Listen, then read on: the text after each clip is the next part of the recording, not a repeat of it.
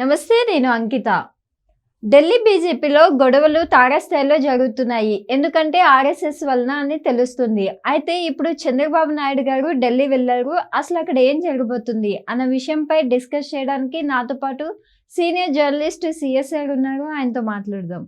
Hi sir. Hello sir, ఇప్పుడు RSS వలన ఢిల్లీ బీజేపీలో చాలా గొడవలు అయితే జరుగుతున్నాయి. అవి తారాస్థాయిలోకి చేరుకుంటున్నాయని తెలుస్తుంది. ఈ సమయంలో చంద్రబాబు నాయుడు గారు ఢిల్లీ వెళ్ళారు. సో ఇక్కడ ఏం జరగబోతుంది అసలు ఢిల్లీలో ఉన్నటువంటి రాజకీయ పరిణామాలను కనుక చూస్తూ ఉంటే ఢిల్లీలో ఉండేటువంటి నరేంద్ర మోడీ ప్రభుత్వం పీస్ఫుల్గా అయితే లేదు అని చెప్పి మనం భావించడానికి అవకాశం ఉంది. ఎందుకనంటే ఒకవైపు బంగ్లాదేశ్కు సంబంధించినటువంటి గొడవ నడుస్తుంది అక్కడ. ఇంకొక వైపు పశ్చిమ బెంగాల్లో జూనియర్ డాక్టర్ని రేప్ చేసినటువంటి సంఘటన ఉద్యమ రూపంలోకి అక్కడ తయారైంది. మరోవైపు స్వాతంత్ర దినోత్సవం సందర్భంగా ప్రధానమంత్రి నరేంద్ర మోడీ లౌకిక పౌరసత్వం అనేది కావాలి భారతదేశానికి అనేటువంటి ఇంకొక అంశాన్ని ఆయన లేవనెత్తాడు.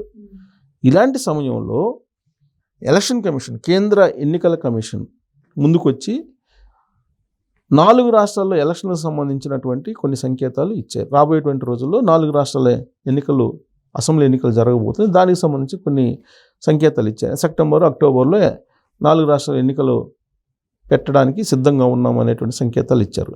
ఇలాంటి పరిణామాల నడుమ చంద్రబాబు నాయుడు ఢిల్లీ వెళ్ళారు.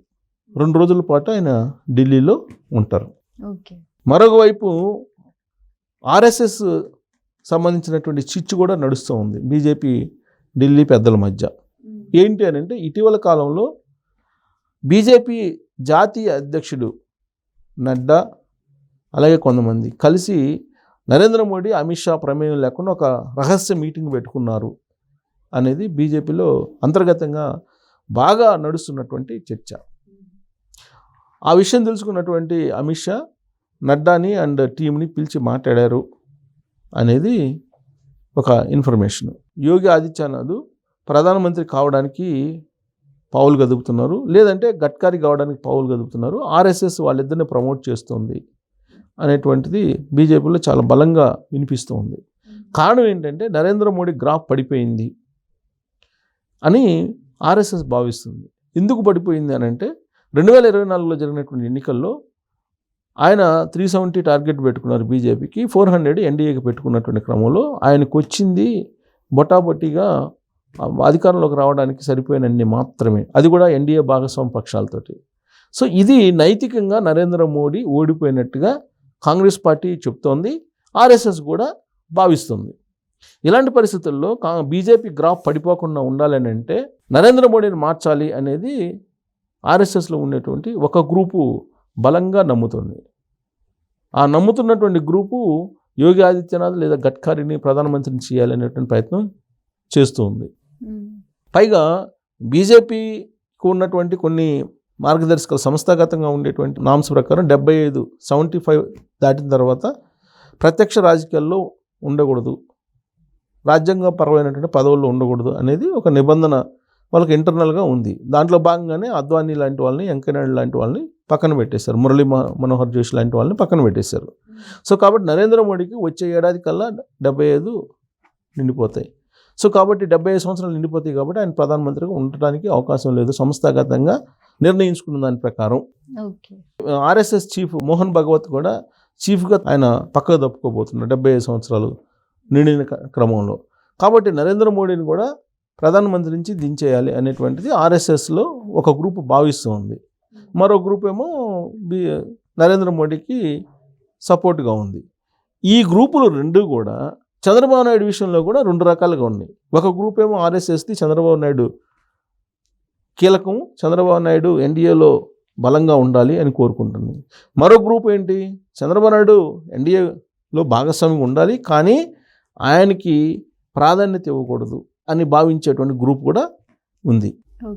అలాంటి గ్రూపులే ఆంధ్రప్రదేశ్లో కూడా ఉన్నాయి. చంద్రబాబు నాయుడు సపోర్ట్ చేసేటువంటి బీజేపీ గ్రూప్ ఒకటి ఉంది, చంద్రబాబు నాయుడుని వ్యతిరేకించేటువంటి గ్రూప్ ఉంది, ఆయన మీద ఎప్పటికప్పుడు కంప్లైంట్స్ ఢిల్లీకి పంపించేటువంటి గ్రూప్ కూడా ఉంది బీజేపీలో. సో కాబట్టి చంద్రబాబు నాయుడు విషయంలో అలాగే నరేంద్ర మోడీ విషయంలో భిన్నమైనటువంటి అభిప్రాయాలతో ఆర్ఎస్ఎస్ ఉంది. ఇప్పుడున్నటువంటి పరిస్థితుల్లో మరి చంద్రబాబు నాయుడు ఢిల్లీ వెళ్ళాడు, 2 రోజుల పర్యటన. అసలు ఈ పర్యటన ఎందుకు వెళ్ళారు అని అంటే, చంద్రబాబు నాయుడు ఏం చెప్తున్నారు, లేదా రాష్ట్ర ప్రభుత్వం ఏం చెప్తుంది, అమరావతి నిర్మాణం జరుగుతుంది, అమరావతి నిర్మాణానికి సంబంధించిన అంశాలతో పాటు పోలవరంకి సంబంధించిన అంశాలు, అలాగే లేటెస్ట్ డెవలప్మెంట్స్ వీటన్నిటిని ఎక్స్ప్లెయిన్ చేసి రావడానికి చంద్రబాబు నాయుడు వెళ్ళారు, నిధులు తీసుకొచ్చుకోవడానికి, రాష్ట్ర ప్రయోజనాలను నెరవేర్చుకునేదానికి ఆయన వెళ్ళారు అనేది చెప్తూ ఉన్నారు అఫీషియల్గా. ఓకే. కానీ చంద్రబాబు నాయుడు తోటి డిస్కస్ చేయాల్సినటువంటి అంశాలు చాలా ఉన్నాయి అనేటువంటి ఉద్దేశంతో ఆయన పిలిపించారు అనేది ఢిల్లీ వర్గాల సమాచారం. చాలా అంటే ఏంటి, లౌకిక పౌరసత్వం అనేది ఒక ఛాలెంజ్ దేశంలో, దాన్ని ఎలా చేయాలి అనే దాని మీద డిస్కస్ చేసే అవకాశం ఉంది చంద్రబాబు నాయుడు తోటి నరేంద్ర మోడీ. దాంతోపాటు బంగ్లాదేశ్ అనేది సరే విదేశాంగ విధానం వాటికి సంబంధించినటువంటి అంశం. అది బంగ్లాదేశ్లో హిందువులని హింస పెడుతూ ఉంటే నరేంద్ర మోడీ ఇది 140 కోట్ల జనం హిందువుల యొక్క లేదంటే భారతీయుల యొక్క ఆందోళన చెందుతున్నారు అనేది మాత్రం చెప్తున్నారు తప్పితే అక్కడ జరుగుతున్న హింసను ఆపేటువంటి ప్రయత్నం నరేంద్ర మోడీ చేయలేకపోతున్నారు. దాని మీద విమర్శలు వస్తున్నాయి ఆయన మీద. ఇంకోటి, పశ్చిమ బెంగాల్లో జరిగినటువంటి జూనియర్ డాక్టర్ సంబంధించిన రేపు వ్యవహారం దేశవ్యాప్తంగా ఇప్పుడు సమ్మెకు దారితీసింది. అవును. ఇలాంటి కీలకమైనటువంటి అంశాలు కూడా చంద్రబాబు నాయుడు తోటి చర్చించేటువంటి అవకాశం ఉంది నరేంద్ర మోడీ. మరొక అంశం ఏంటంటే, వీటన్నిటికంటే కూడా అమిత్ షాకి నరేంద్ర మోడీకి రాబోయేటువంటి రోజుల్లో 4 రాష్ట్రాల అసెంబ్లీ ఎన్నికలు రాబోతున్నాయి. దానికి సంబంధించి ప్లానింగ్ ఎలా చేయాలి అనేది. ఏవే రాష్ట్రాలు, మహారాష్ట్ర, హర్యానా, జార్ఖండ్, జమ్మూ కాశ్మీర్, ఈ రాష్ట్రాల్లో ఎలక్షన్ రాబోతున్నాయి. ఈ రాష్ట్రాల్లో కనుక బీజేపీ బలమైనటువంటి పర్ఫార్మెన్స్ని కనుక చూపించలేకపోతే నరేంద్ర మోడీ గ్రాఫ్ మరింత పడిపోయేటువంటి అవకాశం ఉంది. అందుకే చంద్రబాబు నాయుడు తోటి పిలిచి మాట్లాడటానికా అనేది కూడా ఒకటి ఉంది. ఎందుకనంటే నరేంద్ర మోడీ వారణాసిలో నామినేషన్ వేసేటప్పుడు చంద్రబాబు నాయుడిని, పవన్ కళ్యాణ్ ఇద్దరిని కూడా ఆ నామినేషన్ వేయడానికి పిలిపించుకున్నారు. అవును. కాబట్టి రాబోయేటువంటి రోజుల్లో 4 రాష్ట్రాల ఎలక్షన్లకు సంబంధించిన అంశాలను కూడా చంద్రబాబు నాయుడు తోటి డిస్కస్ చేసేటువంటి అవకాశం ఉంది. సో చంద్రబాబు నాయుడు ఢిల్లీ రాజకీయాల్లో చాలా కీలకంగా ఉన్నారు అని చెప్పడానికి ఈ 2 రోజుల పర్యటన మనం ఉదాహరణగా తీసుకోవచ్చు. ఈ 4 రాష్ట్రాలకు సంబంధించినటువంటి ఎలక్షన్లో ఏమాత్రం అటు ఇటు అయిందంటే ఢిల్లీ పీఠం కదిలేటువంటి అవకాశం ఉంది. ఆ ఢిల్లీ పీఠం కదిలితే అప్పుడు చంద్రబాబు నాయుడు ఏం చేయబోతున్నారు, ఏ విధంగా చక్రం తిప్పబోతున్నారు అనే విషయంలో బీజేపీలోనే ఉండేటువంటి వాళ్ళల్లోనే 2 భిన్నమైనటువంటి అభిప్రాయాలు బలంగా ఉన్నాయి ఆయన మీద. సో కాబట్టి మొదటి నుంచి కూడా చంద్రబాబు నాయుడు విషయంలో బీజేపీ వాళ్ళు ఒక రకంగా అంతర్గతంగా ఫైట్ చేసుకుంటూ ఉంటారు. కానీ నరేంద్ర మోడీకి తెలుసు, నరేంద్ర మోడీకి చంద్రబాబు నాయుడు యొక్క సత్తా ఏంటి, చంద్రబాబు నాయుడు యొక్క సామర్థ్యం ఏంటి అనేది తెలుసు.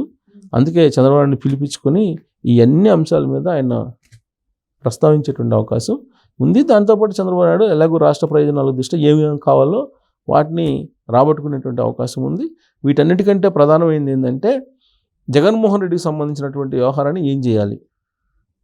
ఇప్పుడు జగన్మోహన్ రెడ్డి నాట్ బిఫోర్ కింద ఇప్పుడు జడ్జినే సుప్రీంకోర్టులో పక్కగా తప్పించే ప్రయత్నం సక్సెస్ అయ్యాడు.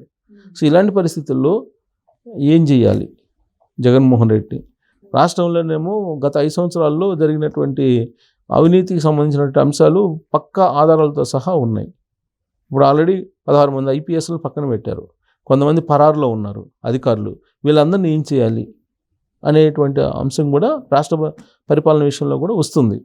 ఇవన్నీ కూడా డిస్కస్ చేస్తారు. కాబట్టి 2 రోజుల చంద్రబాబు నాయుడు పర్యటన ముగిసి ఆయన రాష్ట్రానికి వచ్చిన తర్వాత కీలకమైనటువంటి డెసిషన్స్ ఉండేటువంటి ఛాన్సెస్ ఉన్నాయి. Okay, thank you sir. Thank you.